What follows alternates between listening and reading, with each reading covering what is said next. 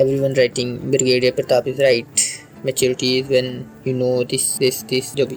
Yes he is right, whatever he told, जो भी उन्होंने कहा है, जो भी ये ब्रिगेडियर प्रताप के कैरेक्टर ने कहा है, सब सही है। रियलिटी से एक एक वर्ड रियलिटी से मैच करता है, but in the and he is wrong, गलत है। क्योंकि जब जिंदगी क्रेडिट पे चल रही हो ना तो वास्तविकता थोड़ी सी धुंधली हो जाती है, कुछ बिट। क्योंकि ज़रूरी नहीं कि जो रियलिटी में हो रहा है वो होना चाहिए, या फिर जो रियलिटी है वही सही है, कोई ज़रूरी नहीं है। लेकिन अगर रियलिटी वाली चीज़ें सही नहीं है तो क्यों 99% जनता ये मानती है कि ब्रिगेडियर प्रताप सही है? क्यों ये मूवी शो करना चाहती है कि brigadier Pratap is negative character? Why? और अगर मूवी को इंडियन आर्मी को नेगेटिव शो करना था तो ऐसा सीन बनाया क्यों जो ऑडियंस को लगे कि ब्रिगेडियर प्रताप राइट है, सही है। मूवीज वालों ने, ये डायरेक्टर, प्रोड्यूसर, एक्टर्स, सबने ये प्रोपेगेंडा मूवी बनाई, और क्यों इस मूवी का नाम मतलब शौर्य रखा है? भाई तो बात ऐसी है कि जैसे मूवी इंडियन आर्मी को नेगेटिव नहीं दिखाना चाहती, वो इंडियन आर्मी का एक रियल शौर्य, असली शौर्य बताना चाहती है। वो एक रिलीजन बेस या फिर किसी इमोशनल इंसिडेंट से होके अपने डिसीजन को खराब नहीं करती,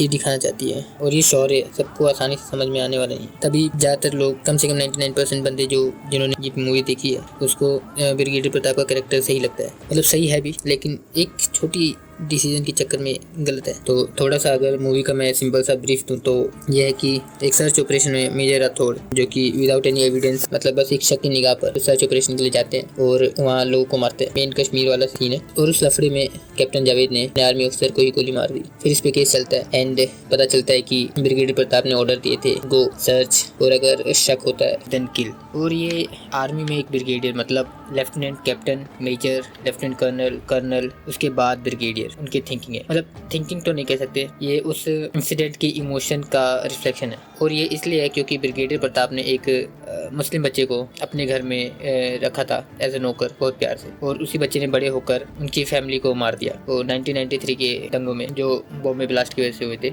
बहुत ही बुरी तरह, मतलब बुरी तो नहीं, मतलब बहुत ही घटिया, बहुत ही क्रूर तरीके से, मजहब और धर्म के नाम पर।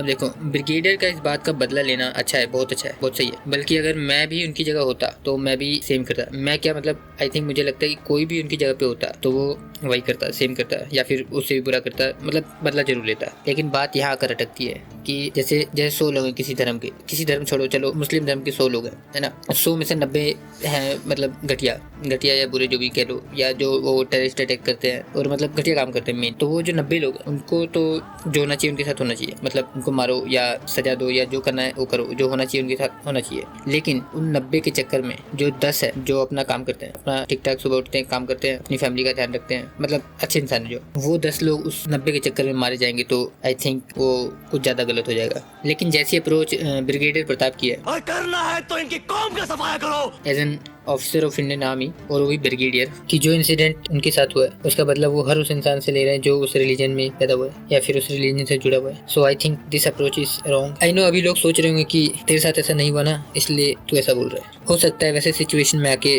मैं भी सेम ही करूँ, मतलब जैसा ब्रिगेडियर प्रताप की सोच है वैसे ही सेम करूँ। लेकिन इन द एंड वो गलत है तो गलत है। बदला लो, सही वाला बदला लो, कोई दिक्कत नहीं, लेकिन उससे लो जिसने वो किया है, ये नहीं जो उससे रिलेटेड है या फिर जो उस रिलीजन में पैदा हुआ है। मेन दिक्कत यहाँ आके फंसती है। और मेन दिक्कत ये भी है कि जैसे अब भीड़ इतनी है, उस भीड़ में गलत इंसान को छांटना बहुत मुश्किल हो जाता है। लेकिन ये मुश्किल तो करना पड़ेगा, क्योंकि अगर ये मुश्किल नहीं करेंगे तो हो सकता है कोई सिंपल सा बंदा हो, कुछ मतलब अपने काम से काम रखता हो, अपना काम करता हो, वो मारा जाए उसमें।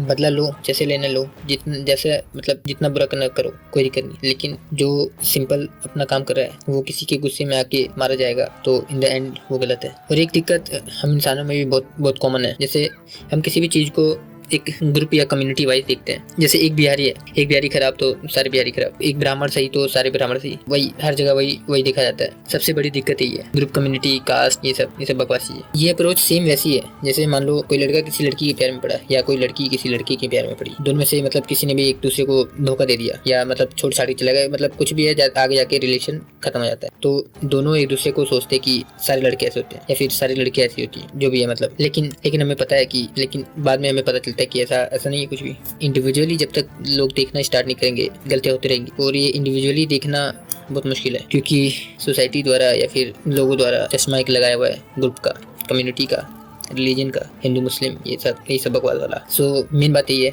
कि brigadier Pratap in the end wrong, बस एक इमोशनल फैक्टर की वजह से, क्योंकि एक आर्मी ऑफिसर है, आर्मी ऑफिसर एक एसएसबी का इंटरव्यू क्लियर करता है, उसमें उसको इमोशनली, मेंटली, फिजिकली हर तरीके से चेक किया जाता है कि वो परफेक्ट है या नहीं, कहीं ये किसी इमोशन में आके बह के कुछ, हाँ ऐसा इंसिडेंट होता है तो ज़्यादातर इंसान ऐसा ही करते इमोशन में बह के, but in the end that is wrong. और यहाँ पर ये जितने भी हैं मतलब कमेंट में लिखते रहते हैं कि ये तो वो है सेकुलर वाला, ये तो वो है लिबरल वाला, जो ये डायलॉग बाजी कर रहे हैं कि bloody democracy, bloody democracy, bloody democracy, bloody bloody democracy. जाके यार पढ़ाई करो, पहले सोशल मीडिया कम चलाओ और फ़ोन कम चलाओ, थोड़ा पढ़ाई करो, बुकों में थोड़ा अपना दिमाग ज़्यादा लगाओ और थोड़ा रैशनैलिटी लाओ और सिंपल रहो। Okay, let's end the video. देखते हैं अगली बार कोई वीडियो समझ में आए तो बनाऊंगा।